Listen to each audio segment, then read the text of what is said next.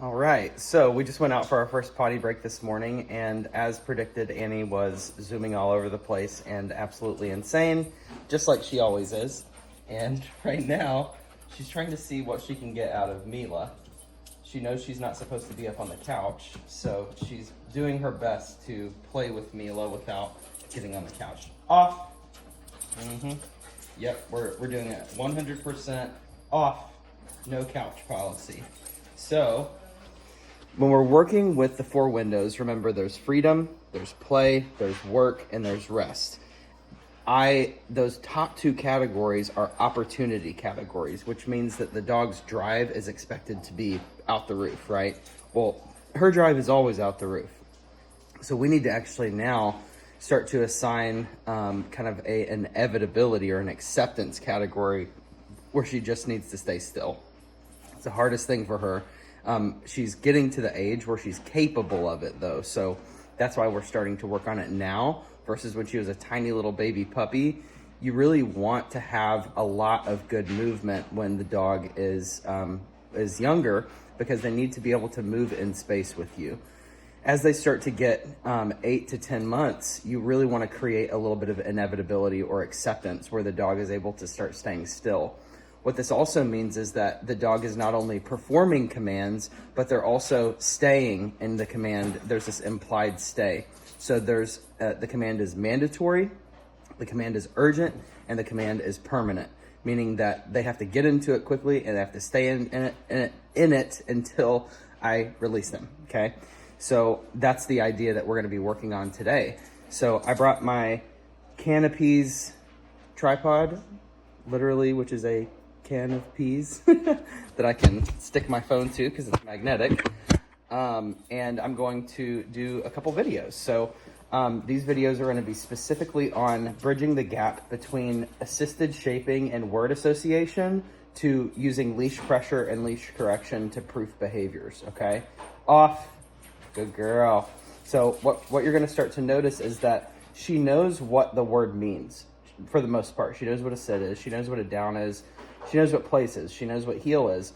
She just doesn't know that she has to stay still once she gets into it, which makes sense. She's zippy doodah. So what I'm going to show her is that she can trust that I will continue to come back in and give her payment as she stays in that position for longer and longer. That's from the positive side. And that if she breaks that position, that I'm going to say no, and she's going to get a leash pop, okay? So what that means is while I'm working the obedience, I'm not going to hold the leash the whole time, but I am going to have her drag just a regular, thin, flat leash. So I'm going to grab one of those here in just a second, and she can just drag it. And the idea here is that I want her to start accepting that this is inevitable. You have to go into this position. You have to stay in the position. You have to go into it quickly, and you have to stay in the position until I release you. So it's mandatory, it's urgent, it's permanent. And she's going to have a lot of fun with it anyway. That's the thing is, just because we're working in inevitability, it doesn't mean it doesn't have to be fun, or it's not going to be fun. It's going to be awesome. She just has to realize that sometimes it's not going to be as fun as having the high drive stuff outside. Okay, so we're taking that gear shifter and we're going, okay, here's freedom way up here. You have this high gear of freedom, and then you have play. Work is next, and then rest is underneath that. So this is kind of a combination of bouncing between work and play using positive reinforcement, negative reinforcement, or punishment, prevention through having the leash attached, and then eventually punishment or correction, adding a leash pop to make sure she understands you can't always get up out of position. So anyway, she's going to do great. All right, so the first thing that we're going to work on is place, because place is kind of the all-encompassing. Let me grab you a leash. You want to wear a little pink leash? Would that be fun for you? This is a perfect one for you, girl. So we're going to get her onto the placemat. Notice how she's just all over the place. So I'm going to go ahead and incorporate some food. Good. And she's finding that payment there. Mila, go in the room.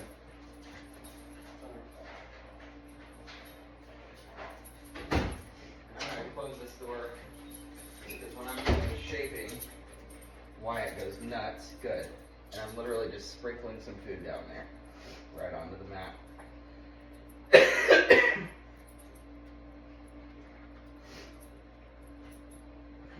shaving, so I want her to sit. Good.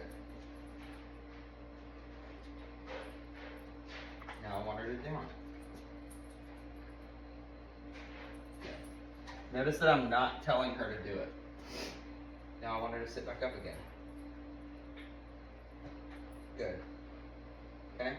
A lot of people would say, what are you doing? Are you brain controlling this dog? No, I'm not. I just know that she wants to offer those different positions.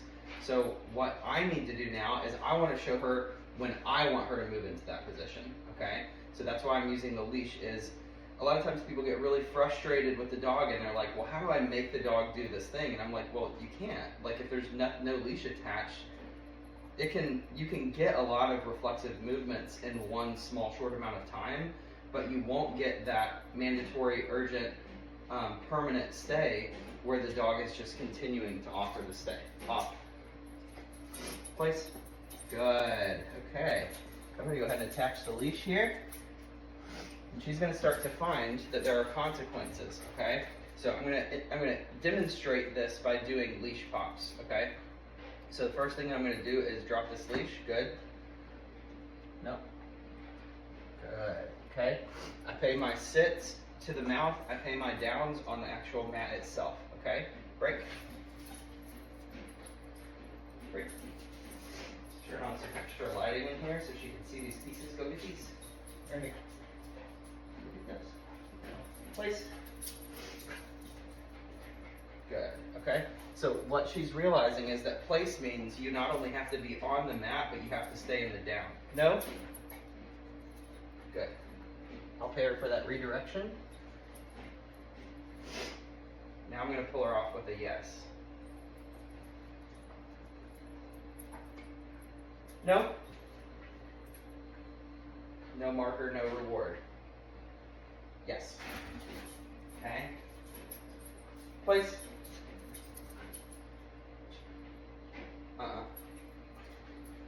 Good, very nice, okay? Notice that my criterion, she's starting to realize, is that she needs to go onto the placemat and also lay down. So she kind of stared at me for a second, and she was like, Uncle Matt, is this okay? Just that I sit here? No. And I'm not going to pay it. Now my criterion's going up. If she goes onto it and just sits there and stares at me, she won't get paid. Even if I say no and she goes into the down, it's literally you go onto it without prompting and you lay down. Okay? Good girl. No. It's like we hit rewind there. Okay? Good. Yes. Okay, nice job. Place. Let's see if we get our whole behavior this time. Good. Very nice. Excellent demonstration. All right. Time to move on to the next phase. All right, so for the next part of this module, she's still in place from when I sent her, which means that no, I'm not going to mark and reward that when she goes back into place, okay? So what I wanted to explain really quick before I actually do this is the bullseye idea, okay? So I want you to imagine circles here, okay? There's circles, no. Close the distance. She knows what's going to happen if I get to her is to give a leash pop, okay? So no. Okay, that, what I just did, has to become inevitable, and it has to become very predictable. Because if I say no and I don't give a correction, then I'm lying to the dog. Just like if I say yes and I don't pay the dog, then she's going to go, hey, where's my payment, right? So I want you to imagine here really quick, there's this inner circle here of physical correction that if I get to you, you're going to get a correction. So if I say no and I come here, you're going to get that pop, okay? That's the first circle. The second circle is spatial, okay? So usually that's 4 to 6 feet. It's where if I say no and I have to step into your space, then you're going to get that correction. So in other words, if I have to move forward, I'm going to punish you, okay? And eventually what happens is as I step towards the dog, there you see that little settle that she just did? As I step towards the dog starts to see that as, okay, this is inevitable. He's coming to me. He's going to make sure that I continue to stay here, okay? So with all the zipping around that we just did a few minutes ago, no, I'm gonna lead her back on, I'm gonna pop her right here, pop. I'm gonna lead her right back to the mat again. She goes, oh no, that's different.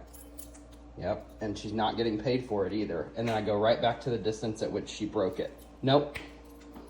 Okay, now notice how my spatial push just then pushed her right back down into that down, okay? So physical, spatial, and then social. That's where literally, as I'm standing here, that's 6 to 10 feet away, something around that. As I sit here and talk for just a second, and try not to die, I have a lot of congestion still. That she starts, I'm going to try to do something that starts to get her up. This is when I can start to incorporate, I've already incorporated distance and duration. This is where I usually start to incorporate distraction. So I'll get a little drink of water. Water, so good. I'll drop a paper towel on the ground. No. She gets the punishment here. I lead her back on. Drop the leash. Okay. We're going to try that again. So she's starting to realize that, no. Boom. Okay. So I didn't move toward her that time. That means that the type of pressure that I just exerted on her was social pressure, meaning that I literally just look at the dog, I motion toward the dog, or I give a command. Okay. Now watch this again. Good. Now I'm going to come back in and pay. Excellent work. Let her finish that real quick, and we're going to try that again. And then as I go, I can increase my distraction. No. Yep. Pop. Lead. So I give the pop out here because I want her to know it's like the floor is lava. No. Now notice how my spatial push actually sent her back onto the mat that time. Okay? Because now she knows it's inevitable. She's testing, and she needs to. She needs the ability to test so that she can learn. All right? So she's killing it. She's doing such a good job. What a good girl. Yes. Excellent. Good girl. Get all the pieces. Nice job, Mama. All right, next phase. All right, so that was perfect. So what we've talked about today is opportunity versus inevitability, so how to be in low arousal states. We've talked about building trust in the dog as I start to build distance, duration, distraction, and making sure that I'm very clear with my marker words. And then we talked about the circles of influence, or the different types of pressure. So we have physical pressure, we have spatial pressure, which is where she starts to pay very close attention to the space between us. And then we have social pressure, which means that I can literally just say a word or look at the dog or point to something and she goes. So for example, I'll literally just give a little spatial push here and she goes right back to place. No. Boom. Right back. Okay. Excellent job. Good job. Now notice I'm not paying that because she got on it and then she came back off of it again. Okay. So now what I want is, I don't want these constant reflexive movements. So I'm not going to release her from place anymore. This is a little advanced right now, but there's an importance. I want you to see why I'm doing it, okay? So as I'm sending her to place, no. Go. No. This time she's getting a pop. Okay, pop. That first one wasn't very good, okay?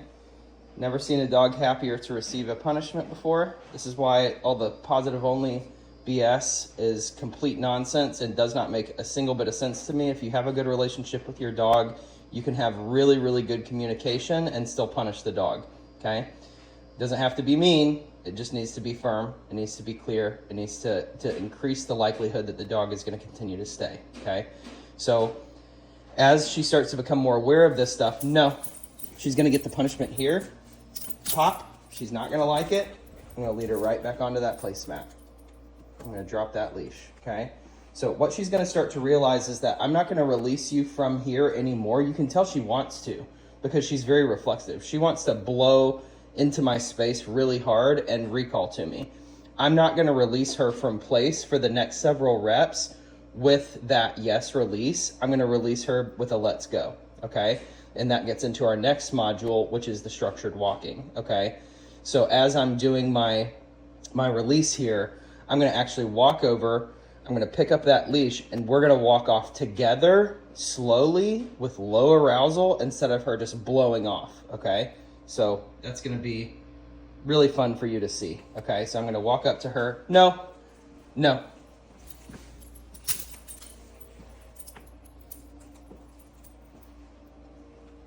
I'm gonna go to the distance again, give her a little duration, and then as I walk close to her again, she should do nothing.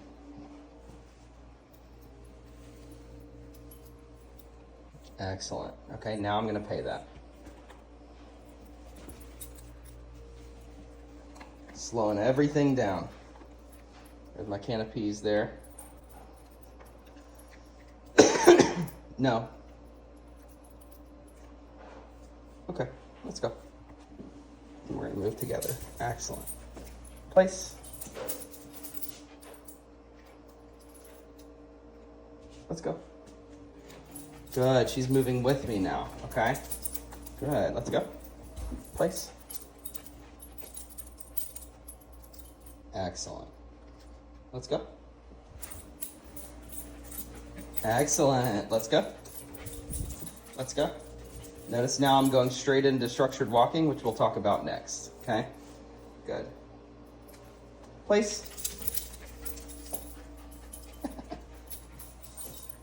Good girl, so pretty. No. All right, so in structured walking, the idea here is I need to create an understanding that when I say let's go, I want you to just be with me. So as I'm walking forward, there's kind of this invisible line in front of me where I want the dog to be, their nose to be about right here. Like their eyes should be about even with the front of my legs here, and their feet should be just behind my heel, okay? So about in this position is perfect. So if I dropped my hand down and the dog was a larger dog, it should go right to their face, okay? So as I'm starting to do my walk, I use the turnabouts to tell the dog, hey, I'm gonna change direction now. So I break this down into 3 phases. The first phase, I use a long leash and I turn away from the dog. So if I'm walking them on my right-hand side, I hold the leash at the very end and I let the dog hit the end of the leash to find the punishment on their own, okay? Let's demonstrate that.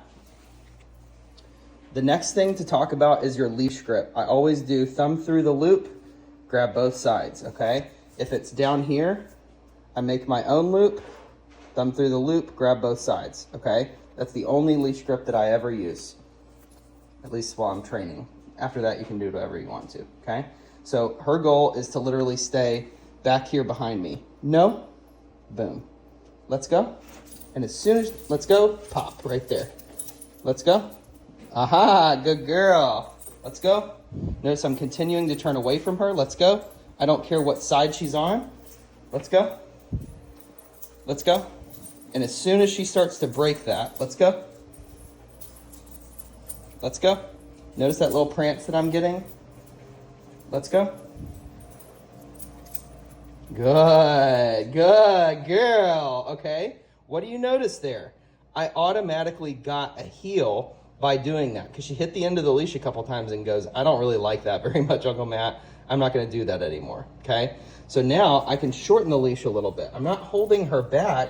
I'm letting her find that actual punishment on her own, okay? Notice how I'm not paying her as much either, and she's also calming down a whole lot, all right? So that was phase 1. In phase 2, I actually want her to, no. Excellent, good girl. In phase 2, I'm gonna hold the leash short and I'm still gonna turn away, and this time I'm gonna enforce her being on one side. So she's not gonna get to choose which side she's on, okay? Let's go. And yes, there is a reason, let's go. There is a reason that, let's go, I'm doing this inside first, is because there's not as many distractions in here. It's the stair-step approach. Let's go. Good. Let's go. No. Notice how she's trying to pass over to the left. Let's go. It can kind of get a little dizzying, especially if you're doing what I'm doing. Easy. Good. I'm actually kind of doing some phase 3 stuff right now as well by giving those leash pops and keeping her on the right-hand side. Okay? And then as I come to a stop, I want her to auto sit. Good. Now I'll pay that this time. Good. And if she wants to down, she can down. Very nice. Okay. All right, that was really good. For phase 3, the only thing that changes is the leash is still short, but I'm going to be turning into the dog. Okay. That doesn't mean this, like this, where I'm turning into the leash. It means I'm walking around her. So I'm going to do this. Easy. Pop, pop. Let's go. And I'm going to turn into her so that she gives that little donut swirl. Easy. Little cinnamon roll. Excellent. Easy. Pop. Easy. Turn into the dog. Good.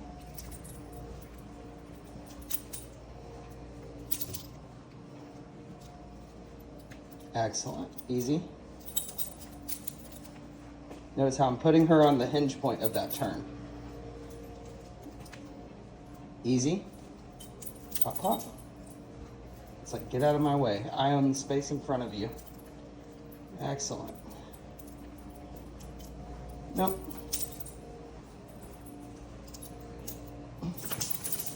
Shake it off, girl. Boom. Good. Now notice when I turned my body towards her, that was like an implied stay, okay? So when I face my feet towards her, I'm telling her, okay, what does this picture look like? It looks a lot like the picture that we saw over here, okay? So the idea there is I want the dog to understand where I'm not gonna always, when we're moving together, sometimes I'm gonna drop that leash and I'm gonna paint a very similar picture to place. She actually auto sat, which I paid her for. I didn't even tell her to sit. I also didn't tell her to stay. So if she gets up from this, all I'm gonna do is say no, and I'm gonna build that implied stay with just regular obedience too, rather than the place, okay? So I'm gonna tell her good, and then I'm gonna move toward her for payment. And I'm gonna show her that this is just as trustworthy as using a stationary placemat for me coming in and paying you. So I went a little further this time. No. No. Backing her up, stepping on the leash, not getting paid for that, okay? When she goes back into it after breaking it, I'm not giving her a payment for that, okay? And again, I'm not reflexively releasing her to me because I want her to continue to see the value of staying. That's what inevitability is all about, is just chill attitude and implied stay, okay? Good. Now, as I move close to her, if she gets up, I'm gonna move back away again. Excellent work. And then same concept with the leash. No. Immediate spatial pressure. Pressure, pressure. Mm-hmm. Good. Now she knows that that good means I'm going to come to you for payment. Just like it did in the yo-yo game in the very beginning.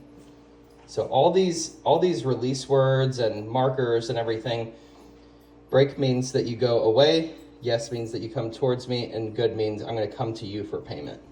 Good. No. Push, push, push. Pressure. Doesn't get paid for it because she got up. So I gave her the good marker and I told her, I'm coming to pay you, and she got up. Now I'm going to have to wait a little bit. This is where the patience comes in.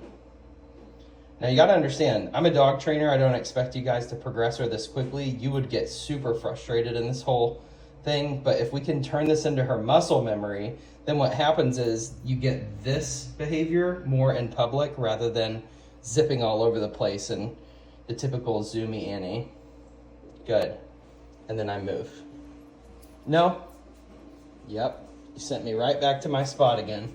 She's learning that I have a criterion for this whole interaction, and that is when I give you that good marker and you preempt it and you try to come to me and shortcut the system, then I'm going to tell you, nope, not going to do it. So I said good to move toward her to pay, and she got up. Good.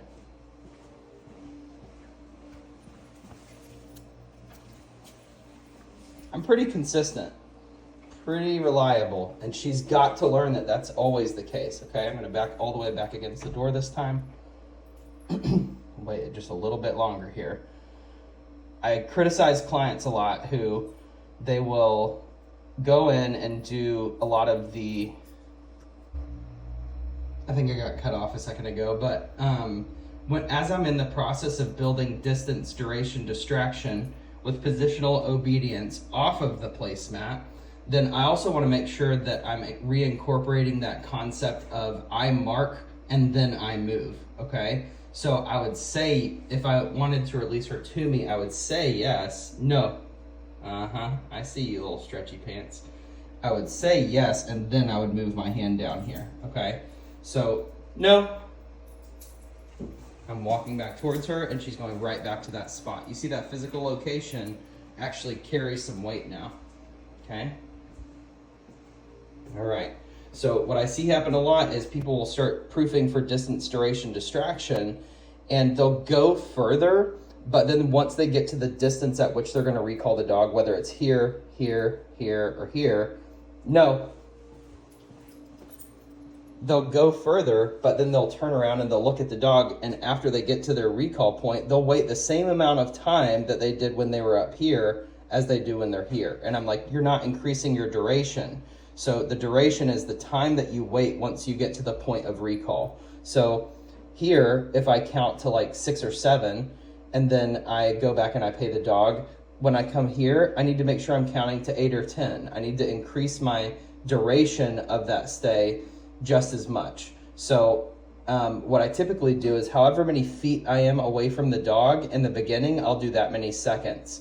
So if I'm, right now I'm about 12 feet away from, probably 10 feet away from her right now. So usually I would give her 10 seconds when I start in the beginning, and I would continue to go back in and pay her. As I progress, I'll do however many feet times, let's say 5 or 6 seconds. So 10 feet for times 6, that's a whole minute, right? So as I'm progressing, I have to make sure that I'm increasing the distance, duration, distraction, and sometimes, yes, the directionality, which means going behind her. That's one that really trips up a lot of dogs, is if you go and like hide behind something, you get on the other side of something, or you move back where they can't see you, they'll stand up and they'll turn back around. And I don't really want them to do that. I want them to just kind of mind their own business, because that's a little bit of separation anxiety, okay? Now I'm going to give her a good, and then I'm going to move into her for payment. That was a first really good girl. Excellent job. And then once she finishes that food, I'm going to send her to the big blue mat again. And then we're going to take a little break. No.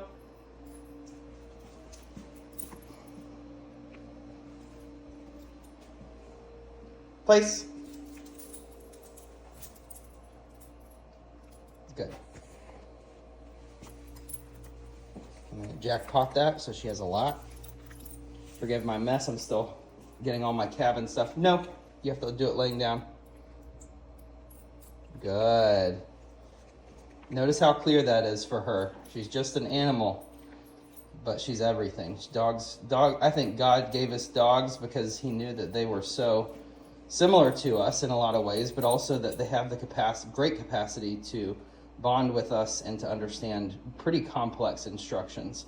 All right, so I'm gonna let her chill for a little bit inside her crate, and I'm gonna take a little break, and then I gotta go get Tex for his session. Would you quit? Good girl. You're so cute. Yes, you are. All right. Let's go.